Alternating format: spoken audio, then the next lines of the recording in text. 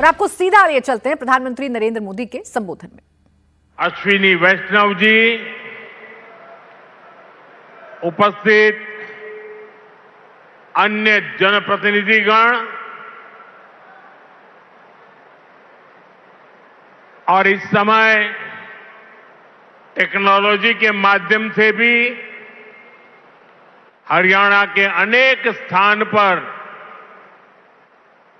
उपस्थित सभी मेरे प्यारे हरियाणा के भाइयों और बहनों, ये कुछ फोटो वोटो लाए हैं, ले लो भाई, वरना पीछे किसी को दिखाई नहीं देगा। जरा एसपी जी के लोग कलेक्ट कर ले इसको। धन्यवाद भाई, आप बढ़िया चित्र बना करके लाए हो, धन्यवाद आपका। उधर एक छोटी बच्ची भी कुछ लेकर के आई है, जरा कलेक्ट कर लीजिए। इधर भी दो सज्जन दिख रहे हैं।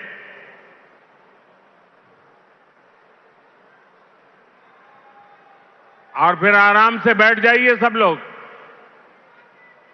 आपके प्यार के लिए, आपकी इस कला साधना के लिए मैं आप सबका धन्यवाद करता हूं जी। साथियों, जिंद की इस गौरवशाली भूमि से आप सभी को मेरी राम राम।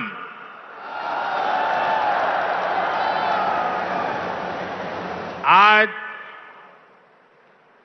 इस पवित्र धरती पर आकर मन गदगद हो गया है। यह कोई साधारण धरती नहीं से, यह धरती इतिहास, वीरता, धर्म और गौरव की धरती से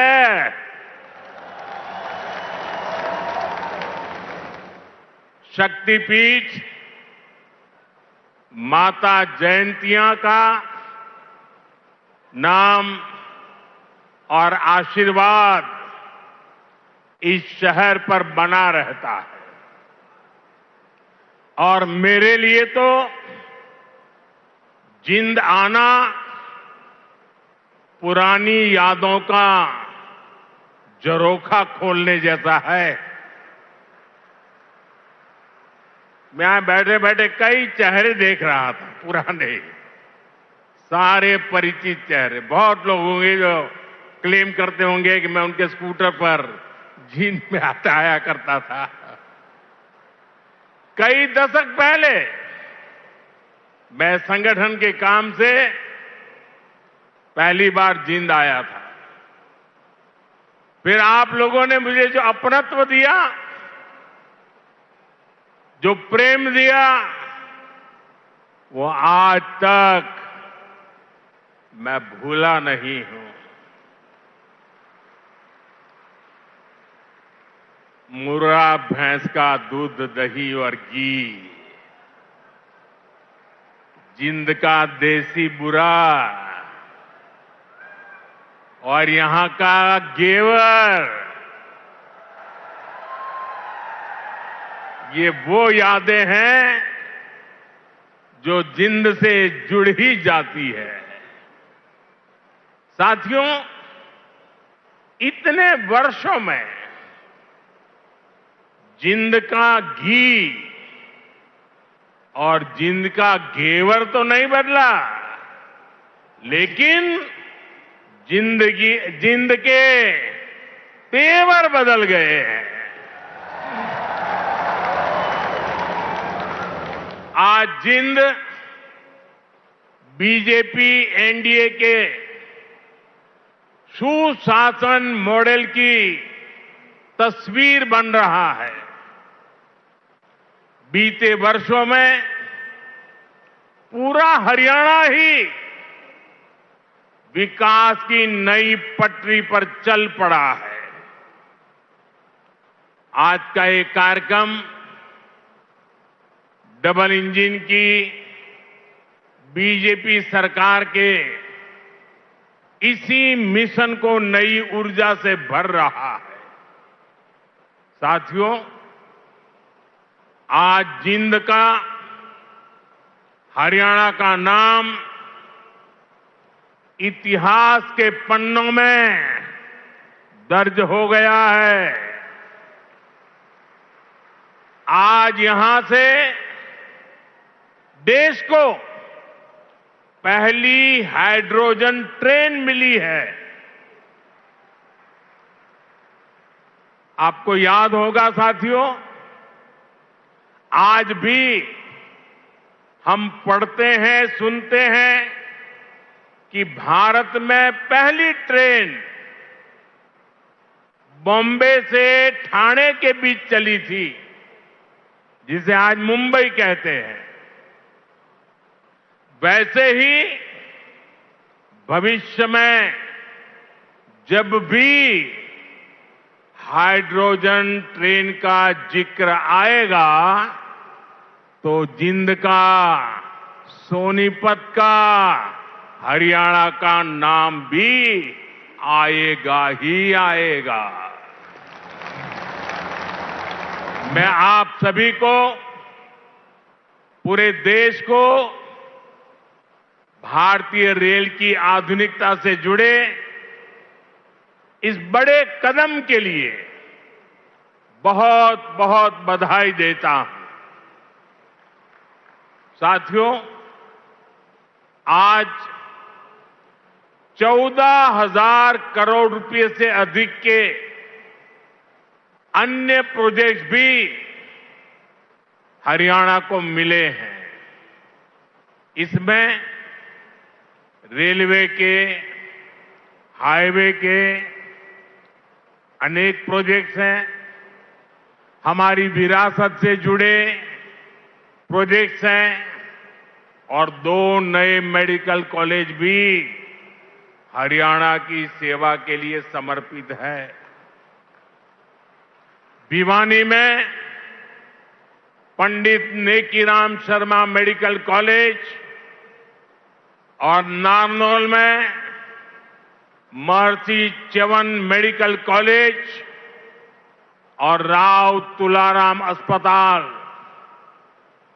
इससे हरियाणा की स्वास्थ्य सेवा और सशक्त होगी। साथ ही इस यहां के नौजवानों के लिए डॉक्टर और अन्य मेडिकल प्रोफेशनल्स बनने के नए रास्ते भी बनेंगे। इन सभी प्रोजेक्ट्स के लिए भी हरियाणा के मेरे सभी भाई बहनों को बहुत बहुत बधाई। साथियों, आज जिंद और हरियाणा के लोगों की मैं एक और बात के लिए सराहना करूंगा। स्वच्छता से स्वागत पहल को आपने जिस गंभीरता से लिया है, जिस तरह मेरे आने से पहले यहां के लोग स्वच्छता अभियान में नए सिरे से, नई ऊर्जा से जुटे हैं, वो दिल खुश कर देने वाला है।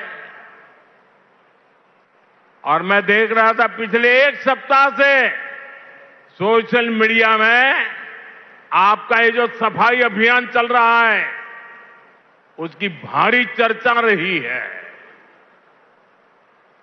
लेकिन कुछ लोगों ने ये भी कहा है सोशल मीडिया में, मोदी जी आप बार बार आइए ताकि हमारा जिंद स्वच्छ रहे। जिस महाशय ने ये भाव व्यक्त किया है, मैं उनका धन्यवाद करता हूं। लेकिन मैं जिंद वालों से आज कुछ मांगने आया हूं। आप मुझे बताइए, क्या इस सफाई के लिए, ये स्वच्छता के लिए मोदी का आना जरूरी है क्या? अगर जिंद के लोग तय कर ले, हरियाणा के लोग तय कर ले, कि अब हम गंदगी नहीं करेंगे तो जिंद कभी गंदा होगा क्या? हरियाणा में गंदगी आएगी क्या? तो काम एक ही करना है, मोदी के आने की जरूरत नहीं है, सिर्फ आप तय कर लीजिए। स्वच्छता ये हमारा स्वभाव बना देंगे, स्वच्छता ये हमारे संस्कार बना देंगे। हम स्वच्छता को इसी तरह अपनी हर दिन की जिंदगी का हिस्सा बनाएंगे। साथियों, अगर हम रेलवे के इतिहास पर नजर डालें तो पाते हैं कि 19वीं सदी के रेलवे की पहचान स्टीम इंजन से बने थे। 20वीं सदी की पहचान डीजल और बिजली से चलने वाली रेल बनी और अब 21वीं सदी की रेल हाइड्रोजन से चलने वाली है। आज भारतीय रेल ने भी 21वीं सदी की इस टेक्नोलॉजी में एक बड़ा स्टेप लिया है। आज जिंद से सोनीपत के बीच हाइड्रोजन ट्रेन चली है। अभी ये सफर 90 किलोमीटर का है, लेकिन भविष्य में इसका विस्तार होने की बहुत संभावनाएं हैं। हम इस पर रिसर्च करते रहेंगे, लागत कम कैसे हो इसका तरीका ढूंढते रहेंगे, एफिशिएंसी कैसे बढ़े इस पर काम करते रहेंगे और बड़ी जांच पड़ताल करते करते एक के बाद एक कदम उठाते जाएंगे। दुनिया में हाइड्रोजन ट्रेन अभी अभी आई है, करीब 7-8 साल पहले ही अस्तित्व में आई है।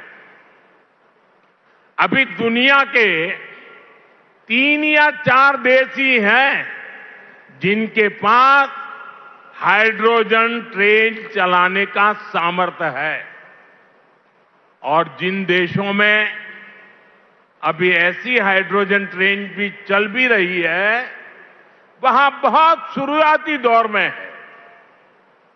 लेकिन भारत की जो ये हाइड्रोजन ट्रेन है, उसके सामर्थ्य के बारे में सुनकर आपको भी गर्व होगा, एक एक हिंदुस्तानी को गर्व होगा। साथियों, जिंद से सोनीपत को चलने वाली हाइड्रोजन ट्रेन दुनिया की सबसे ताकतवर हाइड्रोजन ट्रेन है।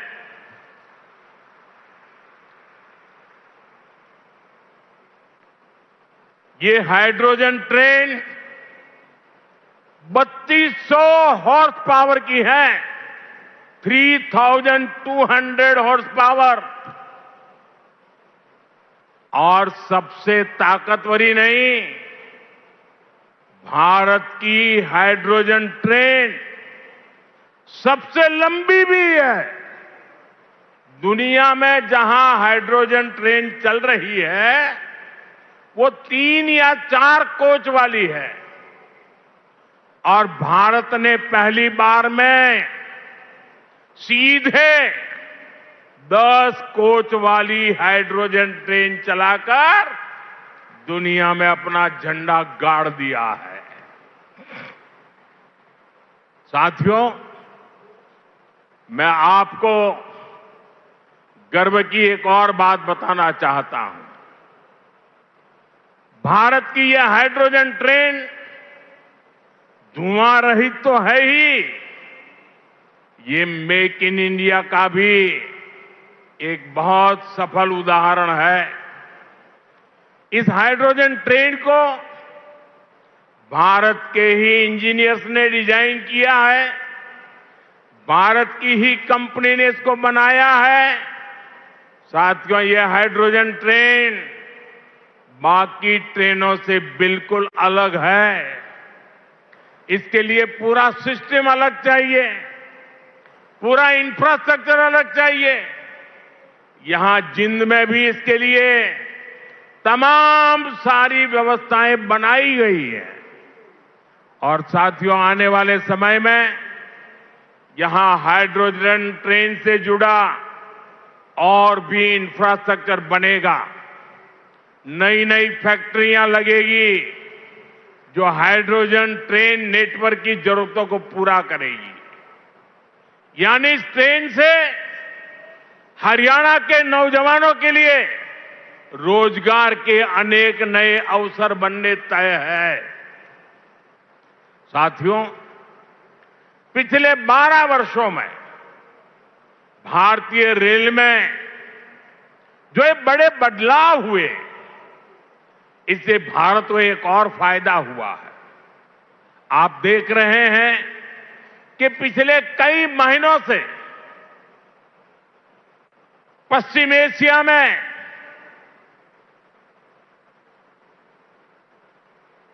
हॉर्मुज के पूरे क्षेत्र में, ईरान और गल्फ में युद्ध चल रहा है।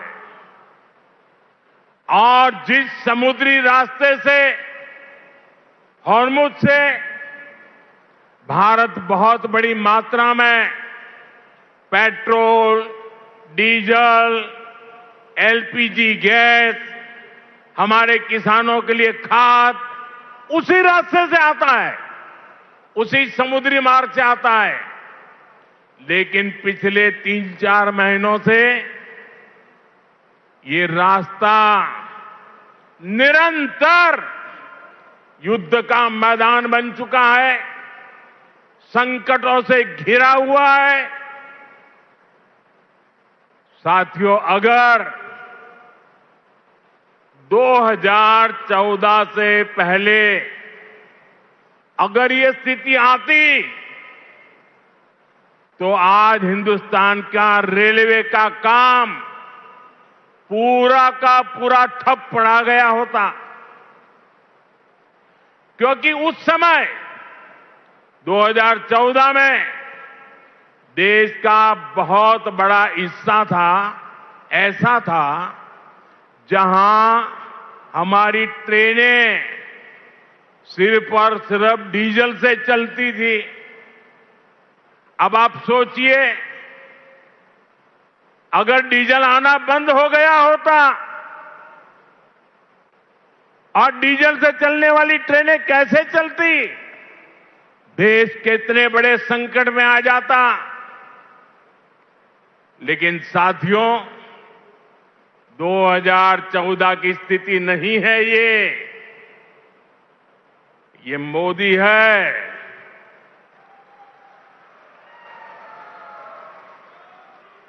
बहुत पहले सोचता भी है और समस्या के समाधान के रास्ते भी जमीन पे उतारता है।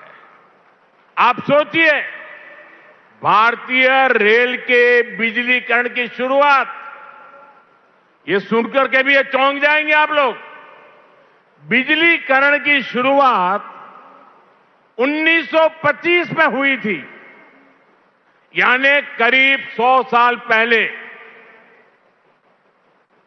1925 से लेकर 2014 तक, यानी करीब 90 साल में पूरे देश का जो रेल नेटवर्क था, उसका सिर्फ 30%, 30%, 1/3 से भी कम रेल नेटवर्क का बिजलीकरण हो पाया था।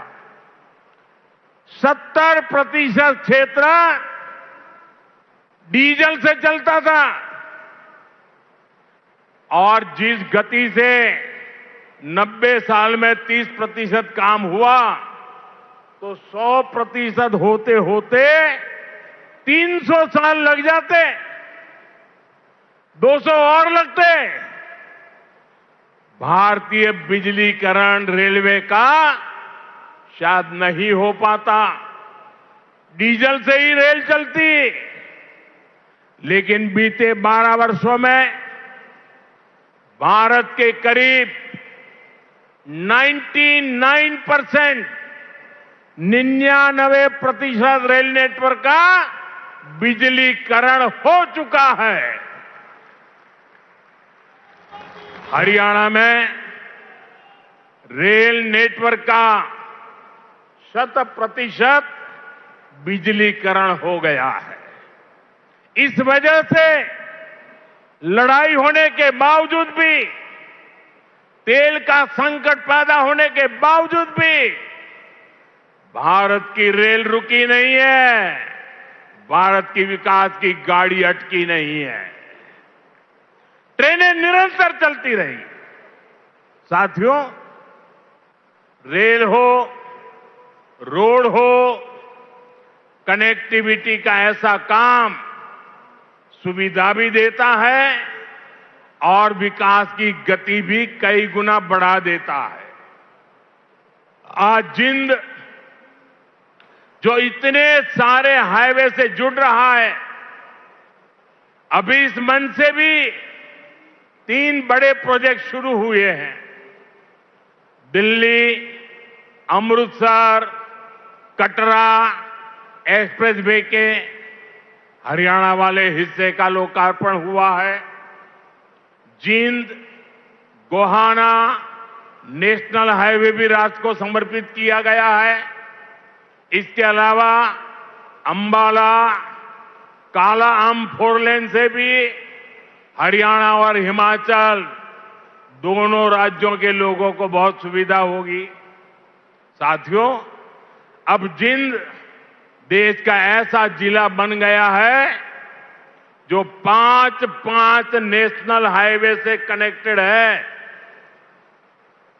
ऐसी कनेक्टिविटी से यहां के किसानों और पशुपालकों की उपज को बड़ी मंडियों तक पहुंचाना आसान और सस्ता होगा। इससे उद्योगों को बल मिलेगा, पर्यटन को पंख लगेंगे और इससे बड़ी संख्या में नए रोजगार भी बनेंगे।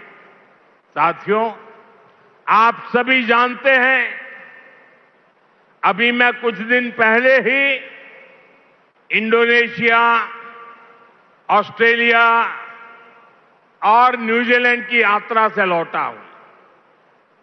वहां भारत ने अनेक तरह के समझौते किए जिनकी बहुत चर्चा हुई है, लेकिन एक विषय ऐसा है जिस पर उतनी बात नहीं हुई।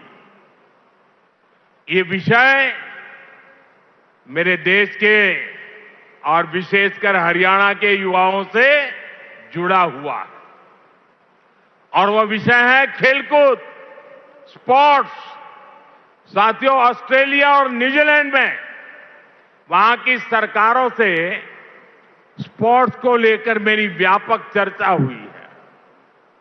इन दोनों देशों के साथ मिलकर आने वाले समय में हम स्पोर्ट्स इंडस्ट्री, खिलाड़ियों की ट्रेनिंग, ऐसे अनेक मामलों में बहुत सारा काम साथ मिलकर करने वाले हैं।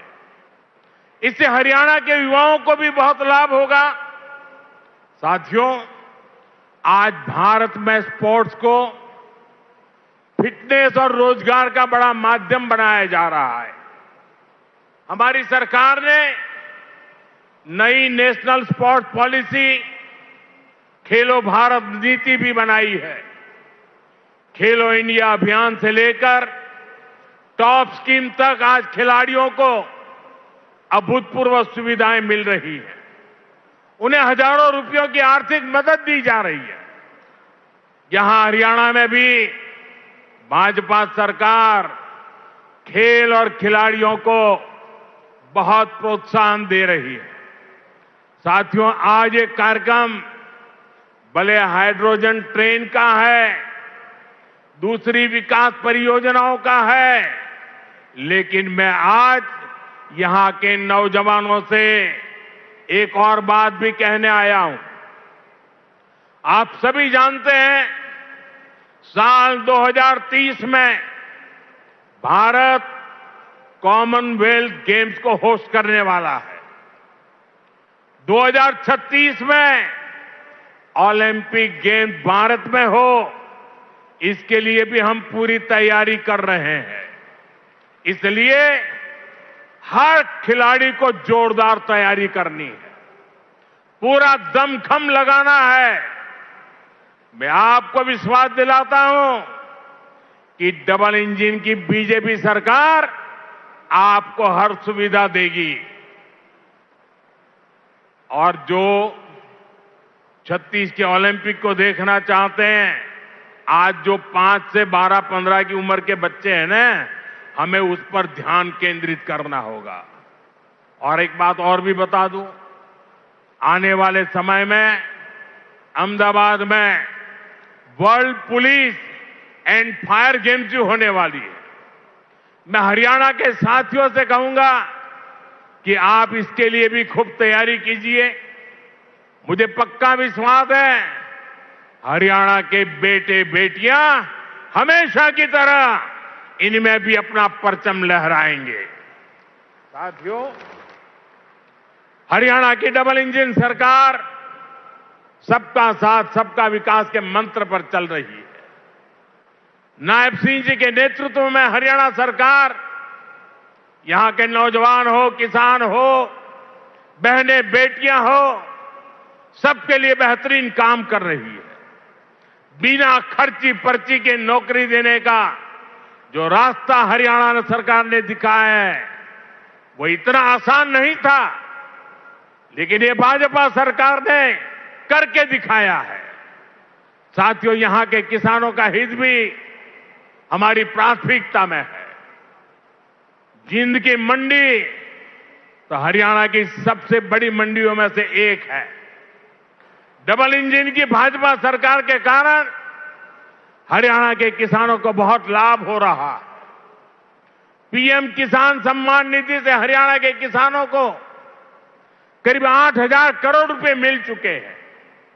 इसमें जिंद के हमारे किसानों को भी 600 करोड़ रुपए से ज्यादा मिल चुके हैं। साथियों, हमारा देश संस्कार और संस्कृति का देश है और ये क्षेत्र तो इस समृद्ध विरासत का बहुत बड़ा केंद्र है। ये जिंद की धरती है जहां महाराजा रणजीत सिंह का गौरव भी है और पांडवों की आस्था भी है। पांडु पिंडारा और रामराय जैसे पवित्र तीर्थ आज भी लाखों श्रद्धालुओं को आस्था के केंद्र है।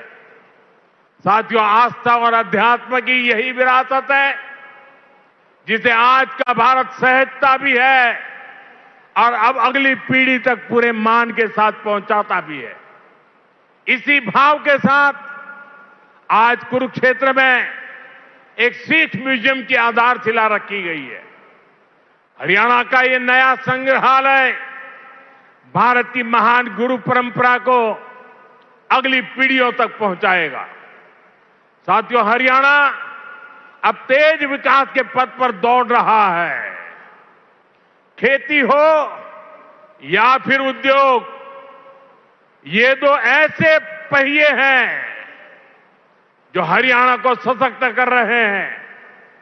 आज जिन प्रोजेक्ट्स का शिलान्यास और लोकार्पण हुआ है, उनसे हरियाणा के विकास को और गति मिलेगी और हरियाणा का ये तेज विकास विकसित भारत के सफर को और ऊर्जावान करेगा। इसी शुभकामना के साथ आप सभी को फिर से बहुत बहुत बधाई देता हूं और देशवासियों को भी देश की पहली हाइड्रोजन ट्रेन के लिए अनेक अनेक शुभकामनाएं देता हूं। मेरे साथ बोलिए, भारत माता की, भारत माता की, भारत माता की। बहुत बहुत धन्यवाद।